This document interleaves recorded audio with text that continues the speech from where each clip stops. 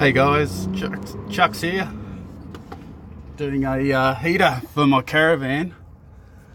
Now, I've found that it's better off to put the tin on the inside, and there's a seal underneath which will stop any gases getting out. The exhaust comes out from the back end, away from the fuel line. That's the air intake. That's the gases outtake, and it goes over to here. Make sure you're pushing it away from your caravan awning. So that's away, that's over there. Other thing is, we've got a earth line hooked up here. I've cleaned that off. It works fine. I can tell you that it's guaranteed. And I just run one wire power to the batteries, and make sure you've got a fuse on that. Now, while we're here, and I'm underneath, I'm sorry about my camera work, I'm trying to crawl under here. You got your fuel filter up here, which goes to your fuel tank, which I've put up the front, and then you run it down. You have to have this at about 25 degrees or higher. I think there's some sort of valve that clips back like that. When the fuel has been pumped up, it just seals it so that no fuel will go back, and that hooks up to here, which I'll be doing in a couple of minutes. And when I'm talking about this, these here, when you get it, it's not the Chinese fault, it's quite a cheap item, and they've only done it to a certain spec. You need to use a bit of Loctite, super wicking, to make sure that these are held in properly into the actual what you call the gas engine, or little fire, I suppose. It brings in the diesel and then fires it off. So you need to bring that in through there. So I've got that. I've actually used my own. You do get clear, and I'd suggest you use the clear so you can actually see the fuel going through. This line's a bit short. I'm going to have to get a longer line. I think I've got some down the shed, so that's what I'll be doing next. And then I have to drill them in to hold them along here and seal that up, and that should be it.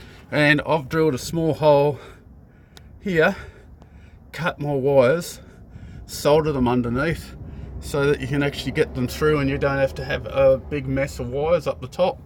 That's another thing I did. We'll have a look at the top in a second. Okay, sorry about the noise of the vehicles on the road.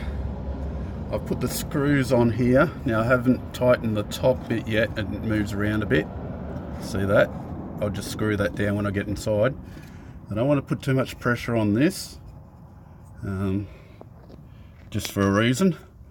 Now, I've got a second set of screws. Now, I've put washers and spring washers on. They don't come with spring washers, but I suggest you put some spring washers on there. The vibration of the actual caravan along the road will cause a lot of stress on the caravan. So I'm going to double screw these, put two screws on, so both are the same. So I'll tighten these up a little bit more, and then I'll put these ones on, and so I've got two lots of screws on, and that'll reinforce my situation. I'm going to push it forward a little bit so the seal is totally engaging, so it'll be forward there, and I'll go and screw it to the top. And I drilled this hole out with a hole saw. I can't remember the size. I'll have to go looking for it and see if I can put it down the bottom. Okay, I'll catch you in a minute. Okay, before I finish my build, I was going to screw this down straight away, but I found that it was too far to push these through. So what I'm going to do is flip this over, tighten the screws up, tighten these screws up here with a shifter, and then I'm going to pop these other ones on top, which will go straight on there like that. And that way I can just flip it over, put it in the position I want, because I might as well clean this out while I'm here. Make sure you get rid of all your junk. You don't need the other hose, so I've got one hose here. This is for the outlet, which is the outlet there. The inlet is this plastic bit at the front, which comes with the item. Just leave a hole in the side. You can box this in, put a little box over it.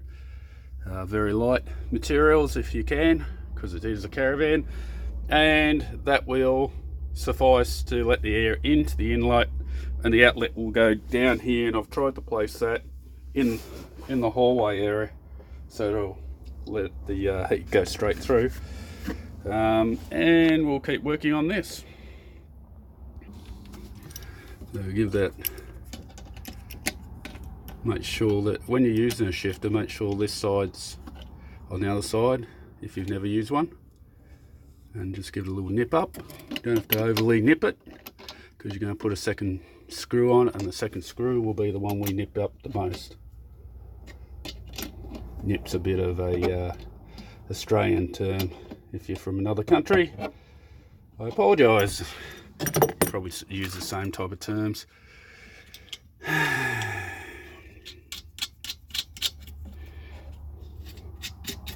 So you tighten those second screws down, and you can use a socket on them just to lock it up.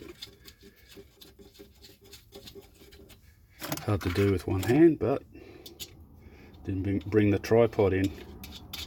Now if you can, like I said at the bottom when I was talking about the wiring and I elasticed it in, I've only pulled them down through here, so you've got the connector up the top instead of underneath, and that got rid of most of the wiring. The rest of the wiring comes up the wall and goes to the actual display over there.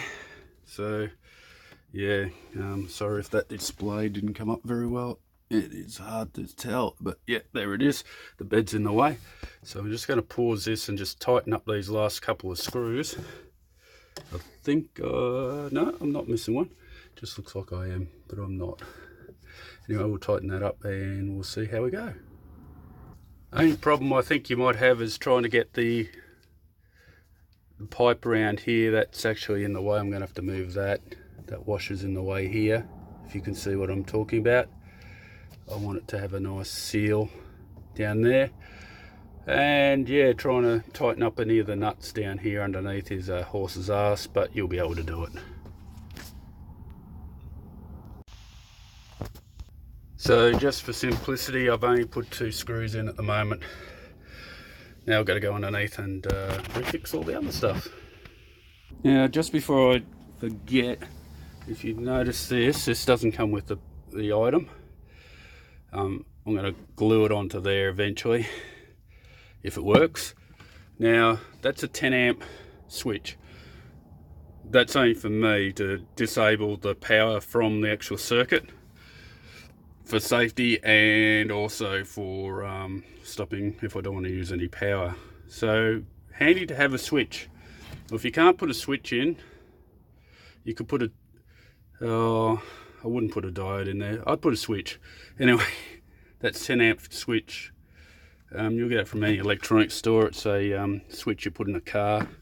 So yeah, just get one of those. Okay, we're now pumping. So you press the OK down, then up to pump your fuel through. And after that, we'll just press the OK and power, and it should turn the heater on. So it's simultaneously pressing the OK and down, holding it, and then press up. Okay, now it's primed, so now I'll